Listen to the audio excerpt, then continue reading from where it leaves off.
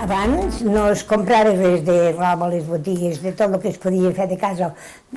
Portàvem els jerseis, les mitges, els mitjons dels homes, tot fet de fil de llana, de llana de les ovelles.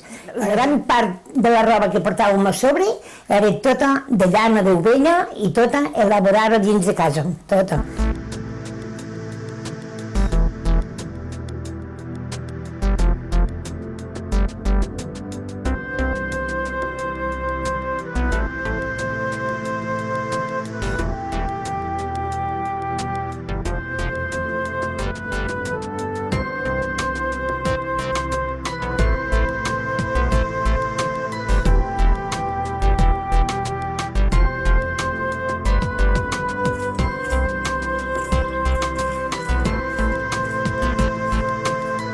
Allà a vora de Sant Joan, entre el 20 i el 25 de juny, es xullaven les ovelles.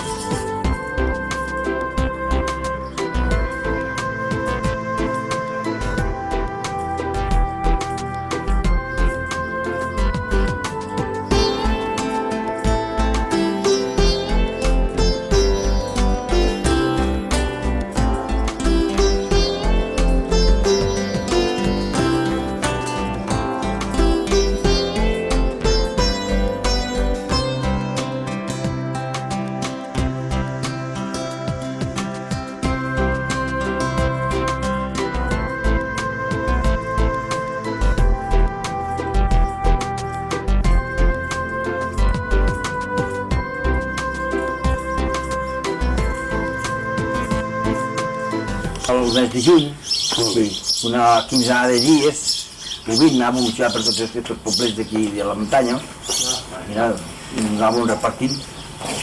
Demà que el dia després, tot el dia amb un altre,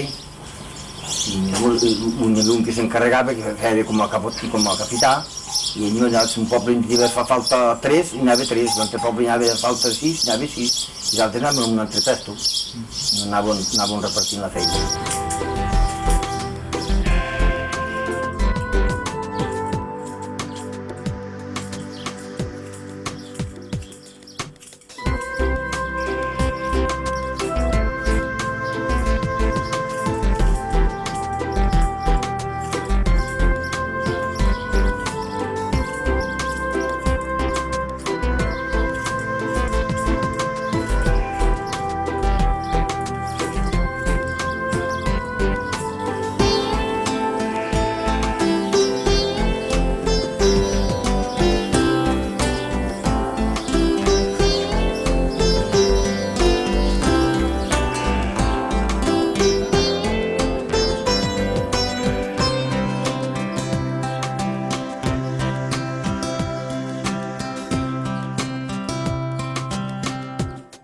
I s'embolicava la llana amb vellons, cada una ovella tombaven un velló i es lligava amb el mateix coll de la llana o amb la cua o això, ho xullava amb la llana, es torcia ben trossat i quedava un farcell. I llavors es guardava en un monteret durant el mes de juny fins a mitjans de juliol.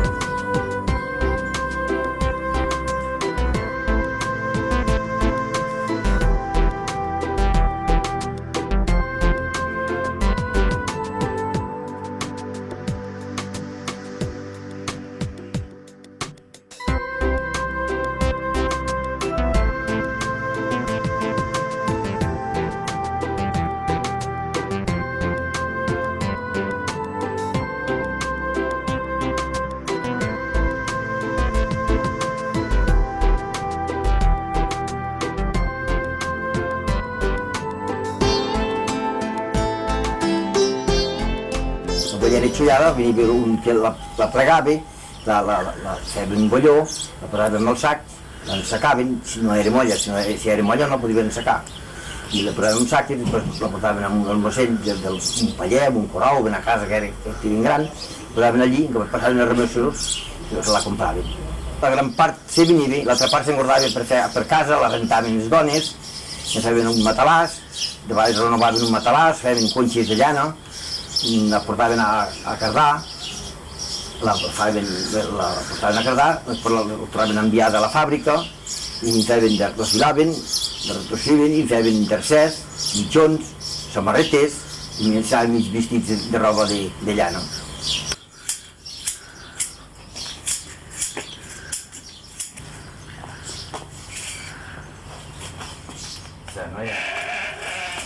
A mitjans de juliol, cap a final, que l'aigua del riu ja baixava calentona, es posaven uns bugaders molt grossos, es portaven el bugader buit al riu, eren uns cossos molt grans, de xapa galvanitzada, que era on se feia la bugada, i es posava la llana al bugader, i des de casa hi portàvem unes collades d'aigua, amb aquell fus del coll i dels ferrats, i els emplenàvem d'aigua calenta. I llavors hi afegíem del riu de freda, i quan estava ben templada s'hi posaven, se desfeien els vellons, se sacudien ben sacudits, perquè no hi hagués terra del corral que havia enxullat, i es posaven a estovar. Una vegada ben estovada, un parell d'hores a estovar, es feia una bassa molt gran al riu, envoltada de pedres, i teníem uns cistells o unes paneres que els posàvem a dintre, agafàvem un grapat gros de llana del bugader i el posàvem al cistell, ben escorreguda de l'aigua bruta que hi havia, ben escorreguda, i el posàvem al cistell, sense sabó i sense res. Llavors, genollades amb una pedra o amb un caixó o amb una saca amb una mica d'herba o algo, agenollades al riu, posàvem el cistell a dintre de la massa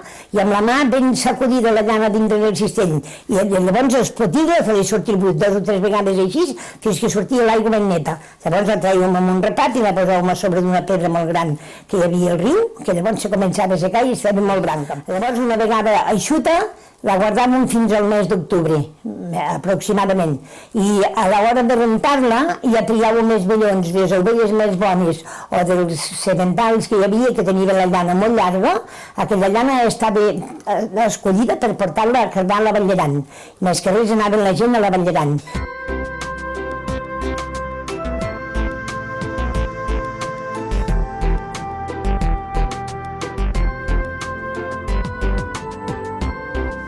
Quan els pastors han acabat de xollar, que és sempre cap allà a la primavera, llavors els hi comprem la llana, la rentem i un cop rentada la passem per aquesta màquina, que és la que obre els vellos, perquè la mica de partícula, perquè la llana mai queda ben neta, la partícula que encara hi ha del camp o del bosc cau tot a terra i queda llavors molt més neta i oberta. Llavors passa en aquesta, que és el diable. Se'n diu el diable. I el diable la pentina. No és que la trenqui, la pentina, la va obrint. I per això el diable ho prepara per entregar en el joc de cardes. Està clar, aquest joc de cardes, una és l'emborradora, la primera, aquesta d'aquí, és l'emborradora, entra la llana pel darrere, tal qual amb llana, i llavors surt al davant ja completament emborrada, tal com poden veure. Llavors d'aquesta passa a l'altra. L'altra, les pues aquestes d'acer que semblen puntes d'agulla, doncs són més fines ja, i la refina més. O sigui que ja surt la llana més ben pentinada.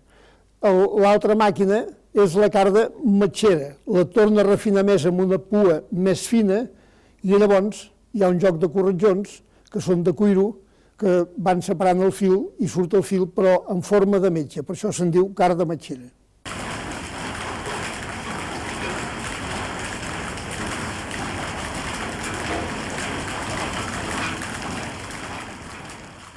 La tornaven amb la llana arreglada, tot amb tortellets rodons, i hi havia qui volia fer una conxa, llavors la llana emborrada era tot una llesca gran per fer una conxa per un llit. Llavors la forraven amb roba de cretona i tenien una conxa, però la de filar havia de ser llana cardada i enrotllada així com a tortellets. Ja la portaven de la fàbrica amb tortells. Doncs ara ja tenim la llana a punt per començar a treballar per les feines de l'hivern, començàvem per filar-la. Llavors, filar, per anar bé s'ha de filar a la vora del foc. Diuen les dones grans que s'havia de filar a la vora del foc. Llavors, perquè té més soga la llana, amb l'oli que hi ha de la pell de l'ovella, és més oliosa i a la vora del foc rodi més bé el fus i es fila molt millor. Les dones deien això. Doncs això de la paraula filar sembla que no s'acaba d'entendre ben bé, sí que vol dir filar parlant de llana. I doncs el filar és treure el fil de la llana, de lo que és llana, adobar-la, estirar-la per medi d'aquest fustet i de rodolar-lo i anar-la estirant, treure el fil de la llana, que quan se veu la llana tal com està abans de filar sembla impossible que d'aquesta llana, per exemple, que d'això se'n pugui fer un jersei, perquè és llana tova, llana fina i sembla que no s'entén ben bé. Doncs la paraula filar és això.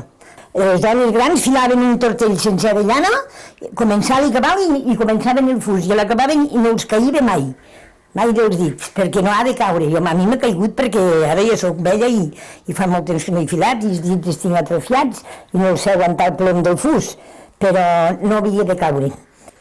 Això era un aparell que se'n diu una vertella. Això és un contrapès. Això d'aquí perquè quan el fus està buit, si no s'hi posa la vertella, no roda, perquè no té cos. Vola i no roda i no fa fil. Llavors quan hi ha mig fus es treu la vertella perquè llavors ja pesa massa. Llavors diuen que el fus està borrato.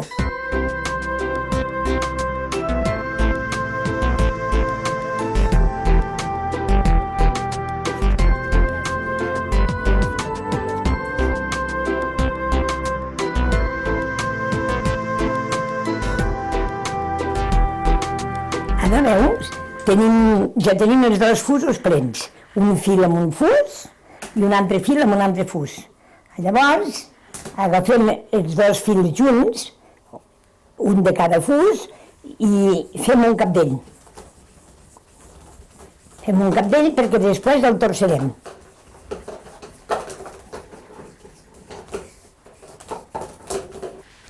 Llavors fem... A vegades hi posem un cartó o bé un cassigall, aquí sols, perquè després no s'emboliqui. Avui no n'hi hem posat. Ara es fa un capdell per ajuntar els dos fils, que facin un fil sol, perquè després el torcerem. Ara el posarem al retorcedor i el retorcerem.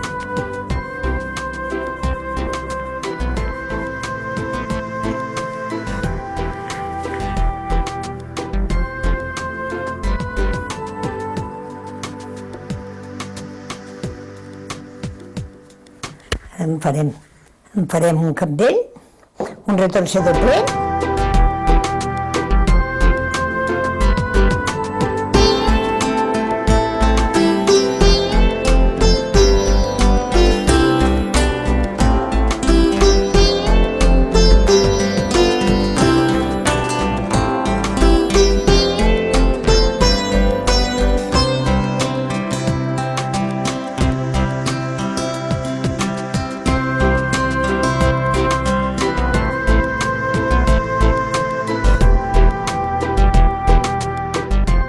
Un cop el fil retorçut, el debanarem, en farem un capdell perquè així no costa tant de posar-lo a la lliura, perquè si no amb el torcedor fa de mal posar-lo a la lliura. El debanarem, en farem un capdell.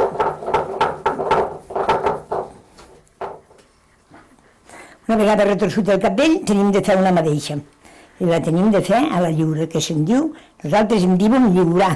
Lliurar una madeixa. Tenim que fer un nus, perquè si no, mentre donaríem toms a la lliura, se'ns desfaria.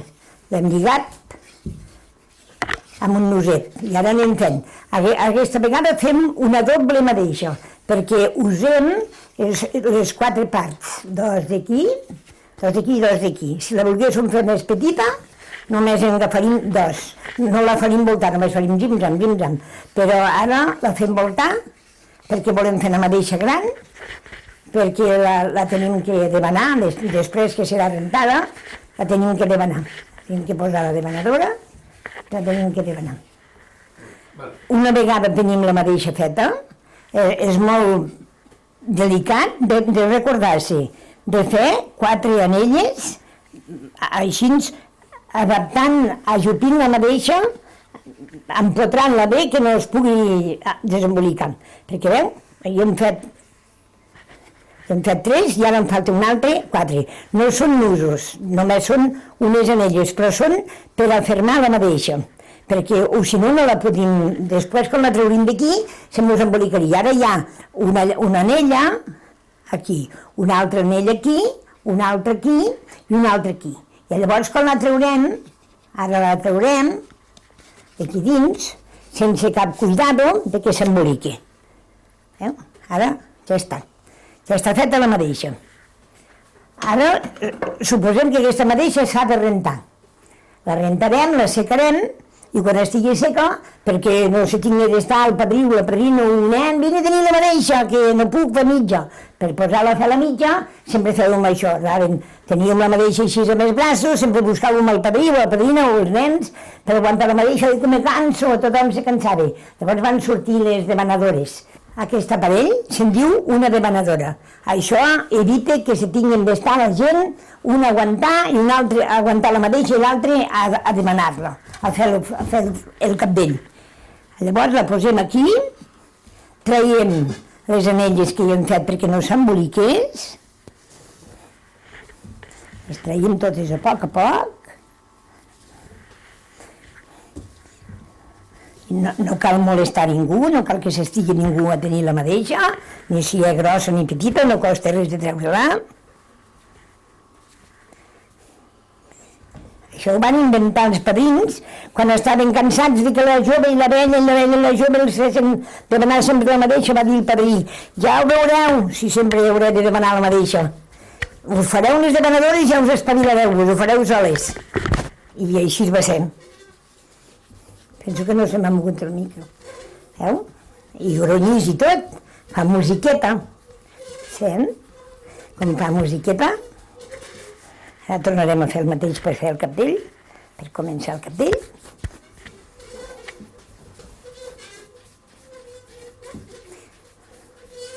Està demanant amb so de música.